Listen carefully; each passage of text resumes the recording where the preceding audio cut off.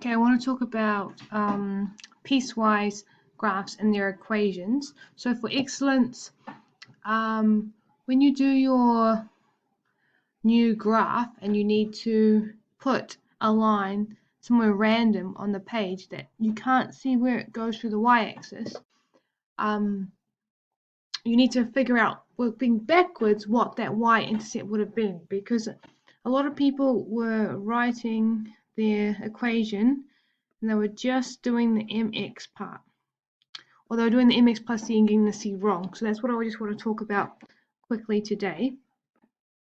So if we look at this red line, it's nice and easy because it goes through the y-axis.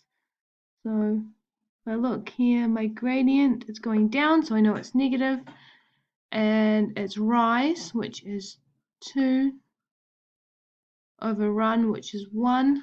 So my gradient is going to be a negative 2. I'm going to have y equals negative 2. Now I don't know what the letters are, so I'm just using y and x. Make sure you have a letter here at the beginning of your equation. If you don't write y is equal to, c is equal to, k is equal to, if you don't write something on that side of the equal sign, you're not going to get the answer right. So y is equal to negative 2x plus my y-intercept, which is 5. But I can give a range for that, and that is for when x is less than or is less than 1. Okay, now blue. Blue, I'm going to work out the gradient. It's going along 1, up 2. So its gradient again is 2. So y is equal to 2x. Now I don't know the y-intercept, but I can work backwards. My gradient is 2. So I go along 1, and I'm going to go down 2. Because it's always along 1, up 2, along 1, up 2. So if I'm working backwards, I go along the other way, 1, down 2. So that means the line's going to keep coming until it gets to there. Sorry about my crooked line. So I know my y-intercept is 1. So that equation is y is equal to 2x plus 1.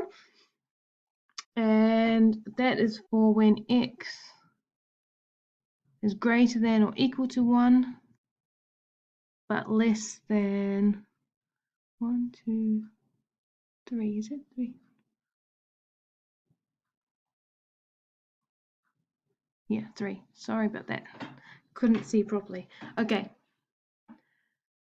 For the green line, I still need to write y is equal to something.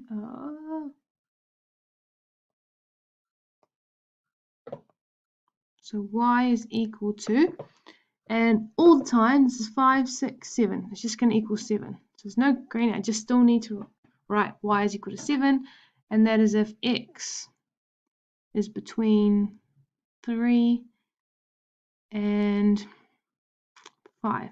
Now, this one isn't quite how you would have it because there's no circles open and closed, but I'm just assuming that it includes a lower value and doesn't include the upper value. I'll talk about that in the next question a little bit. Okay, and finally I need to work out this one for yellow. Now the gradient is along 1, down 1, so the gradient is negative 1. And then I'm going to work backwards to work out where it's going to cross the y-intercept. It's not on my picture, but it's just going to go 1 more to 11. So it's going to be negative 1x plus 11, which you could just write as y equals negative x plus 11, and that's if x is greater than or equal to 5. I just want to talk about this one here, which looks maybe more, not what yours would look like, but it has this open circles and closed circles, which is good. The notation here is quite formal notation. You don't have to write it like that. But I just want to look at this graph. So this line here is if x is less than 1. See how it's an open circle? That means it doesn't include 1. That means you don't have a line underneath here. So the equation for this is x plus 4, because it's going along 1, up 1, along 1, up 1. So it's got a gradient of 1, and the y-intercept is 4. Here, this line, for when y is equal to 2. So you can write it, so instead of go back a bit, instead of writing it like this formation, you don't have to. You can just write it how we've been learning, so that we would write that as y is equal to x plus 4 if x is less than 1. For this one, so it does include when x is 1, but it doesn't include when x is 4. The equation is y is equal to 2 if x is between 1 and including 1. Oh, I wrote it wrong over here.